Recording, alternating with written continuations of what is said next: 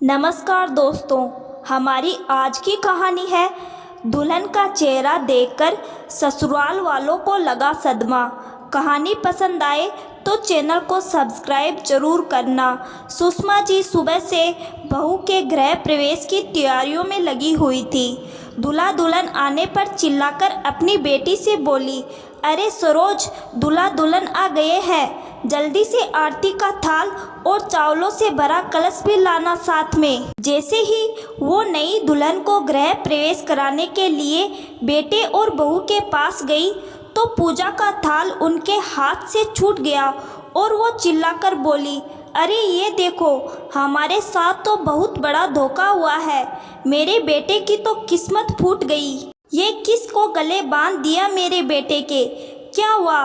दुल्हन के ससुर सोमनाथ जी हड़बड़ा कर बोले, यहाँ आओ और खुद देख लो। सुषमा जी का रोना सुन सोमनाथ जी जब गृह प्रवेश के इंतजार में द्वार पर खड़ी अपनी नई नवेली बहू प्रीति और बेटे प्रेम के पास पहुँचे तो सुषमा जी ने बहू का घूंघट उठा दिया। घूंघट हटते ही सभी के होश उड़ गए। ये क्या? जिस लड़की को उन्होंने प्रेम के लिए पसंद किया था, ये तो वो थी ही नहीं। गुस्से से भरे सोमनाथ जी ने तुरंत बहू के मायके फ़ोन लगा दिया। उधर फ़ोन पर अपने समधी का नंबर देख अनिष्ट की आशंका से घिरे रमेश जी समझ चुके थे कि सच्चाई सामने आ गई है। हिचकते हुए हेलो बोले।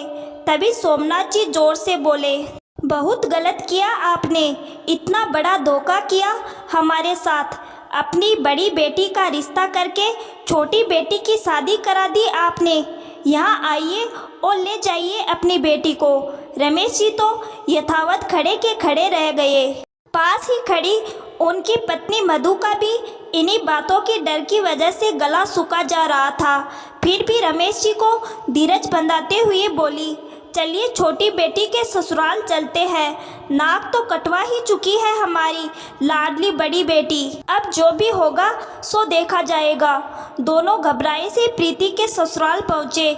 वहाँ सभी नाक बोहे शिकोड़े बैठे थे सिवाय प्रेम के, जिसके चेहरे पर कोई गुस्सा नजर नहीं आ रहा था। दोनों को देखते ही सुषमा जी का गुस्सा फूट पड़ा। वो बोली, वाह, दिखते तो बहुत सीधे हैं आप लोग और अंदर से इतनी चालाकी भरी पड़ी है। अपनी गोरी चिट्टी लड़की दिखाकर इस काली कलूटी को गले बांध दिया मेरे बेटे के। हम इस धोखे की शादी को नहीं मानते। ले जाइए अपनी बेटी को, हम दूसरी शादी करवा देंगे अपने बेटे की। सर झुकाए रमेश जी और मधु सब कुछ सुन रहे थे। क्या बोलते? एन मौके पर उनकी ही सगी बेटी धोखा दे गई तो कैसे नजरें मिलाते? वही प्रीति की आंखों से अपने अपमान के चलते झरझर आंसू बह रहे थे। रमेश जी प्रीति का हाथ पकड़ बोले, चल बेटी, वापस घर चल। तेरी भी जिंदगी बर्बाद कर दी हमने, मुझे माफ़ कर दे। और फबक पड़े। तभी बहुत देर से मम्मी पापा के खिलाफ बोलने की हिम्मत जुटाने की कोशिश कर रहा प्रेम बोल ही पड़ा, रुक जाओ प्रीति, कहीं नहीं जाओगी तुम, यहीं रहोगी मेरी पत्नी बनकर, वो भी सम्मान पूर्वक। प्रेम अपने माता पिता से बोला, कोई गलती नहीं है इन लोगों की। आपको दूसरों की बेटियों में खोट नज़र आती है, मगर आपके अपने बच्चे कौन से संपूर्ण है। सरोज दीदी जो कि बस 8वीं पास थी, उनकी 12th की झूठी मार्कशीट दिखाकर और पैसों के बलबूते आपने बहुत बड़े घर में उनकी शादी कर दी। सच्चाई सामने आने पर वहाँ वो कितने अत्याचार सह रही है, जानते हैं ना आप। रही मेरी बात, मेरे इतने मोटे शरीर और कम सैलरी की वजह से कितनी लड़कियों ने मुझे रिजेक्ट किया। वो तो इन सीधे साधे लोगों को आपने ना जाने कैसी झूठी बातों में फंसाकर इनकी बेटी से रिश्ता तय कर दिया। मैंने तब भी आपको रोका था झूठ की बुनियाद पर रिश्ता ना जोड़ने से, पर आप दोनों ने मुझे चुप करा दिया। उल्टा इन लोगों के साथ धोखा करने की कोशिश तो आपने की है। मुझे तो शादी के 4 दिन पहले ही सच पता चल गया था कि प्रीति की बड़ी बहन राधिका मुझे पसंद नहीं करती, इसलिए मुझे ही ऐसी लड़की के साथ रिश्ता नहीं रखना था जो जिंदगी भर मुझे प्यार और सम्मान ना दे पाए। इसलिए मैंने इनके घर वालों से बात की, तो ना जाने क्यों प्रीति ने खुद आगे रहकर मुझसे शादी की इच्छा जताई। शायद हम दो घरों की इज्जत बचाने के लिए उसने ऐसा किया, वरना तो वो बस सांवली ही है, बाकी पढ़ाई और अन्य गुणों के मामले में किसी से कम नहीं। मैंने भी अपनी कमियों को खुल के बता दिया।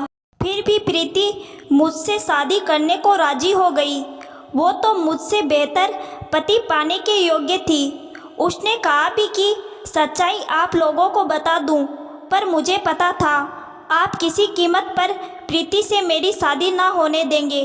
केवल रंग रूप के चक्कर में मैं शादी से इनकार नहीं कर सकता था। अब की बार सुषमा जी और सोमनाथ जी का सर झुक चुका था। सुषमा जी ने हाथ जोड़कर कहा, तुमने तो हमारी लाज रखी और हमने तुम्हारा ही अपमान किया, हमें माफ़ कर दो बहू। प्रीति बोली, मुझे तो सिर्फ आशीर्वाद और प्यार चाहिए आप लोगों से, दोगे ना? प्रीति की बातें सुन सुषमा जी ने उसे गले लगा लिया। उधर रमेश जी और मधु जी की आंखों से खुशी के आंसू बह निकले। तो दोस्तों, हमें कभी ये नहीं भूलना चाहिए कि आप लड़के वाले हैं तो आपको लड़की का या उसके परिवार का अपमान करने की पूरी आज़ादी मिल जाएगी, विशेष तौर पर जब आप खुद एक बेटी के माता पिता हैं।